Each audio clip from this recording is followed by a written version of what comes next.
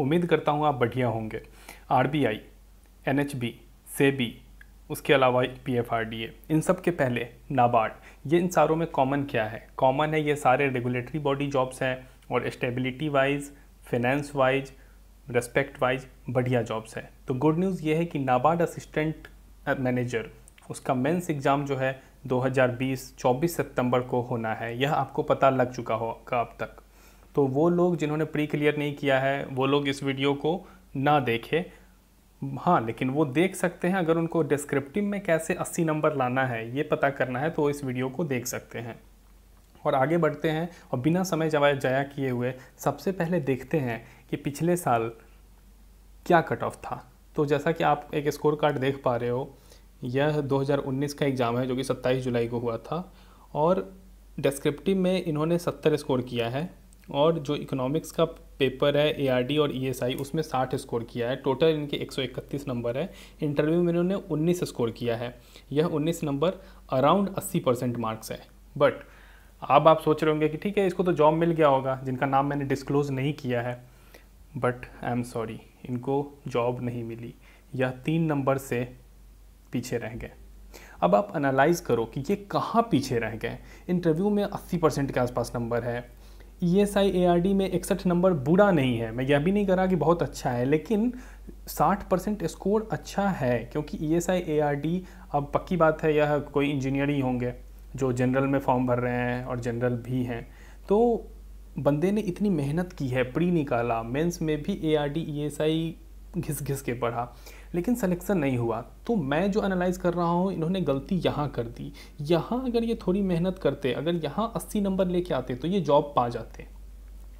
तो इस वीडियो में मैं आपको बताऊंगा कि कैसे इस कंडीशन से बाहर निकले और 80 नंबर लाकर एक जॉब सुनिश्चित करे। नाबार्ड में असिस्टेंट मैनेजर की तनख्वाह अच्छी है, पोस्टिंग सिटीज़ में मिलती है और यह क्वेश्चंस पूछे गए थे इनसे इंटरव्यू में। ठीक है, तो आप ये क्वेश्चंस देख सकते हो कि इनसे ये क्वेश्चंस पूछे गए हैं और इन्होंने बखूबी इसका अच्छा आंसर किया। तो आगे बढ़ते हैं। यह नोटिफिकेशन है जो कि आपको सभी जगह से पता चल चुका होगा कि ऑनलाइन मेंस एग्जामिनेशन जो है 24 सितंबर को होने वाला है। और अगर आप सेंटर चेंज करना चाहते हो, हाँ यह गौर देने वाली बात है, अगर आप सेंटर चेंज करना चाहते हो, मान लो आपका सेंटर अभी जो है बेंगलोर है लेकिन आप अभी पटना से वर्क फ्रॉम होम कर रहे हो, कानपुर से कर रहे हो, देहरादून से कर रहे हो, तो आप अपना सेंटर चेंज कर सकते हो। ठीक है, तो आप सेंटर चेंज कर लो अपना और 24 सितंबर को कैलेंडर ब्लॉक कर दो। 1 महीना है, 30 दिन। 30 दिन में कैसे तैयारी की जाए कि 200 नंबर में आराम से 140 से 150 नंबर स्कोर किया जाए, क्योंकि आपको कट ऑफ से 20 नंबर ज़्यादा लाना है, तभी इंटरव्यू फॉर्मेलिटी बन जाएगा। क्योंकि गारंटी नहीं है कि आप पीछे वाले लड़के की तरह 80% स्कोर कर ले जाओ। क्या पता उस दिन आपका पेट खराब हो या फिर कोई भी प्रॉब्लम हो, आप नहीं दे पाओ आंसर, तो फिर आपको यही बोलना पड़ेगा, sorry sir I beg to differ, I can't recall this as of now. तो इससे बचते हुए आप मेंस में ही अच्छा स्कोर करो। अब सीधा कट ऑफ दिखाता हूँ आपको मैं पिछले साल का जो फाइनल कट ऑफ था। तो आप यहाँ देख सकते हो अनरिजर्व का कट ऑफ 127.5 है। ठीक है, और यह जनरल के लिए मैं बता रहा हूँ और इसके अलावा ईडब्ल्यूएस के लिए 119 है, ओबीसी के लिए 121। तो आपको 128 अगर कट ऑफ है तो इससे 20 नंबर तो ज़्यादा लाना पड़ेगा। ठीक है, तो आप आराम से सोच के चलो कि 140-150 के मार्जिन में आपको नंबर लाना है। और same goes for OBC and EWS SC/ST as well. तो आगे बढ़ते हैं और देखते हैं कि एग्ज़ाम्स के डेट पहले क्या थे। तो पहले के एग्ज़ाम्स के डेट आप देख सकते हो यहाँ पे कि 15 जनवरी को जो है फॉर्म फिलअप चालू हुआ था, 23 मार्च को प्रीलिम्स का रिजल्ट आ गया था, लेकिन अराउंड 5 मंथ बाद ये हो रहा है। सुप्रीम कोर्ट ने जो बोला है जेई और नीट पे, तो जेई नीट पे एग्ज़ाम जो है हो रहा है, तो अगर वहाँ एग्ज़ाम हो रहा है तो ये भी होगा। तो आप मान सकते हो कि 99% चांसेस है कि एग्ज़ाम्स होंगे। सीट जो है 154 है, 154 सीट है और इसमें 70 के अराउंड सीट है, एग्जैक्टली 69 वो जनरल की है। General means general stream, not I am talking about unreserved category. तो 70 इंटू 15 आप कर सकते हो, तो अराउंड 1000 बच्चे दे रहे होंगे एग्ज़ाम। ठीक है, तो 1000 बच्चों में 70 के लिए कंपटीशन है और इस 154 के लिए 2200 लोगों में कंपटीशन है। तो कंपटीशन जो है थोड़ी फियर्स होगी यहाँ पे। रीज़न ये है कि ये बच्चे भी ईएसआई एआरडी में अच्छे हैं, ये बच्चे भी सीए, फिनेंस, आईटी में अच्छे हैं। तो कंपटीशन जो है अब बैलेंस्ड होगा। प्री में जो कट ऑफ था उसको आप पार कर चुके हो और अब जो कट ऑफ है वो भी खतरनाक होगा, बट हाँ कंपटीशन अब हेल्दी होगा। बात करते हैं पेपर पैटर्न कैसा है। तो पेपर पैटर्न की मैं बात करूँ तो पहला पेपर जो है वो कॉमन है, descriptive writing skill, online through keyboard. इस वीडियो में मैं अभी आगे बात करूंगा कि कैसे डिस्क्रिप्टिव में स्कोर करना है 80 नंबर। और पेपर जो है वो डिस्क्रिप्टिव होगा, इसमें आपको ऐसे पूछा जाएगा, comprehension, precis writing, report letter में से कोई एक चीज़, तो टोटल 4 चीज़ें होंगी। और आप यहाँ देख सकते हो ऐसे, कॉम्प्रिहेंशन, रिपोर्ट, पैराग्राफ और लेटर पूछा भी गया है। इसके अलावा दूसरा पेपर जो होगा उसमें ESI और ARD ये आएंगे, और इससे 30 नंबर के क्वेश्चंस आएंगे, 30 क्वेश्चन 1 नंबर के और 35 क्वेश्चन आएंगे 2-2 नंबर के, RBI ग्रेड B की तरह बिल्कुल। उसके बाद जो स्पेशलाइज्ड है, फिनेंस वाले, CA वाले, IT वाले, उनके लिए एक अलग से पेपर होगा उनके रिलेटिव डिसिप्लिन पे। तो यह पूरे पेपर की बात हो गई। पेपर का फॉर्मेट MCQ होगा। डिस्क्रिप्टिव वाले पेपर में नेगेटिव मार्किंग नहीं है, गौर देने वाली बात है। आगे बढ़ते हैं। मेंस एग्जाम जो है प्योर ऑनलाइन है, MCQ मिक्स है। और राजभाषा के लिए जो है, राजभाषा के लिए थोड़ा डिफरेंट है, यहाँ पे MCQs होंगे और हिंदी की ट्रांसलेशन की प्रोफिशिएंसी इंग्लिश टू हिंदी और हिंदी टू इंग्लिश चेक की जाएगी। और जो एनालिटिकल और drafting ability of candidate will be also assist from the descriptive paper. तो डिस्क्रिप्टिव राजभाषा का डिफरेंट हो जाता है। लीगल के लिए जो है उनका जो क्वेश्चन पैटर्न है वो अलग होगा। तो आपको ये जिनकी भी लीगल है, CA है, फिनेंस है, IT है, आप अपने हिसाब से तैयारी करके जाओ और भरपूर तैयारी करके जाओ, घबराना नहीं है। अब बात करते हैं कि कैसे डिस्क्रिप्टिव में अच्छा स्कोर किया जाए। तो देखो, जैसा हमने पीछे देखा, essay, precis, report letter, comprehension, paragraph, इतनी ही चीज़ें होंगी, ठीक है। इन सब में देखो मेनली इतनी चीज़ें इंपॉर्टेंट होती है। पहला पॉइंट है टाइपिंग।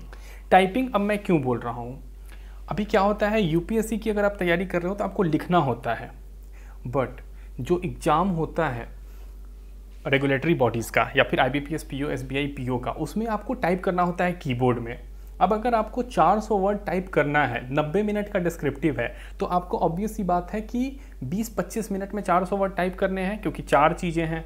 एक ऐसे ही तो नहीं है, ऐसे भी है, पैराग्राफ भी है, कॉम्प्रिहेंशन भी है। तो आपका जो स्पीड है वो बढ़िया होना चाहिए, मतलब कि आप 1 मिनट में कम से कम 20-30 वर्ड तो टाइप कर पाओ, 20 वर्ड तो कम से कम आप टाइप कर पाओ।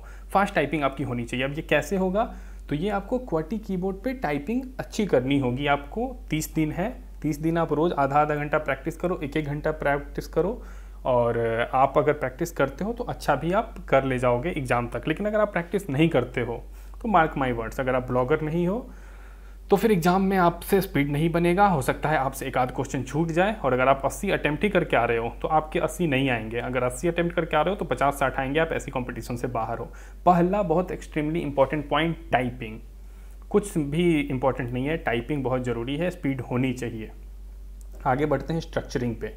अब टाइपिंग चलो आपकी अच्छी हो गई, लेकिन आपका अगर दिमाग ही खाली है, कंटेंट है ही नहीं, तो आप क्या लिखोगे। तो उसके बाद इंपॉर्टेंट है कंटेंट। आपके पास कंटेंट होना चाहिए। तो मैं बोल रहा हूँ डेटा होना चाहिए, इंपॉर्टेंट डेटा। जैसे नाबार्ड को कितने रुपए दिए मोदी जी ने, ठीक है, और सोर्स कोट कर सकते हो आप, अगर इकोनॉमिक सर्वे है, यूनियन बजट है, या फिर अभी आत्मनिर्भर भारत है। क्योंकि आपको पता है कि एग्रीकल्चर इंडिया का 16% अराउंड GDP में कंट्रीब्यूट करता है, बट कि 50% लोगों को एम्प्लॉय करता है। अब कोरोना वायरस में सरकार के सामने चुनौती आ खड़ी हुई है कि देश की इकोनॉमी को भी बढ़ाए रखना है, लोगों को रोजगार भी देना है। तो एग्रीकल्चर से बढ़िया कुछ नहीं है। IT सेक्टर, मैन्युफैक्चरिंग सेक्टर इतने लोगों को एब्जॉर्ब नहीं कर सकता है। तो एग्रीकल्चर में गवर्नमेंट जो है खूब पैसा बहा रही है, और नाबार्ड जो है इसका फ्रंट लीडर है। नाबार्ड, क्योंकि आपको पता है कि एग्रीकल्चर को रेगुलेट करता है और उसके डेवलपमेंट के लिए रीफाइनेंस भी करता है। तो डेटा जो है बहुत इंपॉर्टेंट है, और डेटा आपको कोट करना है। जैसे अगर इंडिया की GDP 5% कॉन्ट्रैक्ट हो रही है तो IMF के, तो आपके पास डेटाज होने चाहिए ताकि आप उसको कोट कर पाओ, ठीक है। उसके बाद जब आपके पास डेटा है तो आप इसको स्ट्रक्चर करो। स्ट्रक्चर कैसे करना है, इंट्रो, उसके बाद चैलेंजेस, सॉल्यूशंस, ठीक है, body, second paragraph, third paragraph pros, fourth cons, 5वें में कंक्लूजन। अब बहुत लोग पॉइंट्स में भी लिखते हैं, बट मैं पर्सनली आपको रिकमेंड नहीं करूंगा पॉइंट्स में लिखने, क्योंकि मैंने 80+ लाते हुए बच्चों को देखा है जो इसी फॉर्मेट में 80+ लेके आए हैं। तो पॉइंट्स में आप ना जाओ और यही स्ट्रक्चर फॉलो करो। इसके अलावा ग्रामर और वोकैब अच्छे होने चाहिए, क्योंकि जो सॉफ्टवेयर चेक करता है वो आपका ग्रामरली से ग्रामर चेक कर लेता है और स्पेलिंग मिस्टेक्स भी चेक करता है। तो आप स्पेलिंग मिस्टेक ना करो, ग्रामर जो है सही रखो, ठीक है। डिड अगर यूज़ कर रहे हो तो उसके साथ आप फर्स्ट वर्ब यूज़ करो, थर्ड वर्ब यूज़ मत कर दो, ऐसी गलती मत करना। और जो आपके वर्ड्स हैं उसकी स्पेलिंग सही रखो। तो अगर आप इतनी चीज़ें फॉलो कर रहे हो, वर्ड लिमिट का रेस्पेक्ट कर रहे हो, टाइपिंग अच्छी है, स्ट्रक्चरिंग प्रॉपर है, डेटा कोट कर रहे हो, कंटेंट आपके पास है, तो फिर आप आराम से कितना स्कोर कर ले जाओगे, 80 नंबर। 80 नंबर अगर आपने स्कोर कर लिया तो आप बहुत अच्छे चांसेस है कि जॉब पा जाओगे। 60-70 हज़ार रुपये तनख्वाह आपकी आने लगेगी नाबार्ड में। तो अब आप सोच रहे होगे कि ठीक है, बता तो दिया, और कैसे अब करना है आगे, कुछ उस पर भी बता दिया जाए। देखो, प्रिपरेशन टिप्स यहाँ पे आपको मैंने कुछ और भी दिए हैं। जैसे इसमें आपको पता है कि मिनिस्ट्री की साइट से पढ़ना है, कुरुक्षेत्र योजना को चटनी कर जाओ, प्रैक्टिस करो, क्विज मॉक टेस्ट करो, ये है वो है, दुनिया भर की चीज़ें हैं। तो अब आप सोच रहे होंगे कि कैसे किया जाए। तो देखो, अगर आप जॉब कर रहे हो, अगर आपके पास ज़्यादा टाइम नहीं है, बट ESI ARD आपने कर रखा है, तो हम आपके लिए लेके आ रहे हैं एक course special for NABARD grade A 30 days course. ठीक है, इस 30 डेज कोर्स में हम आपको देंगे around 6 to 10 मॉक्स for paper 1 phase 2। ठीक है, पेपर 1 फेज 2 के लिए 6 से 10 मॉक टेस्ट देंगे हम आपको। इसमें आराम से आपके 65 × 6 से 8 मतलब आराम से 500-600 क्वेश्चंस आपके तैयार होंगे, जो कि हाई क्वालिटी होंगे और एग्जाम्स में आने की बहुत ज़्यादा प्रोबेबिलिटी होगी। कंटेंट यहीं से उठाया जाएगा, मिनिस्ट्री की साइड, योजना, कुरुक्षेत्र और डिफरेंट रिसोर्सेज से कंपाइल किया जाएगा। मोस्ट इंपॉर्टेंट चीज़ है पेपर 2 ऑफ फेज 2 डिस्क्रिप्टिव। अब डिस्क्रिप्टिव में हम आपको 4 से 5 टेस्ट देंगे, और इसके लिए 4 से 5 टेस्ट के लिए हम आपको फॉर्डर मटेरियल भी देंगे। आपका चेक होगा पेपर प्रॉपर, हर हफ्ते आपसे एक पेपर लिखवाया जाएगा, 4 हफ्ते में 4 पेपर, और आपको मेल के थ्रू, कॉल के थ्रू प्रॉपर गाइड किया जाएगा। अगर आप पहले पेपर में ला रहे हो 50 नंबर, हम आपका पेपर चेक करेंगे। 50 नंबर अगर आप ला रहे हो, हमारी जिम्मेदारी है कि 5वें पेपर तक या 4थे पेपर तक आप 80 नंबर तक पहुँचो।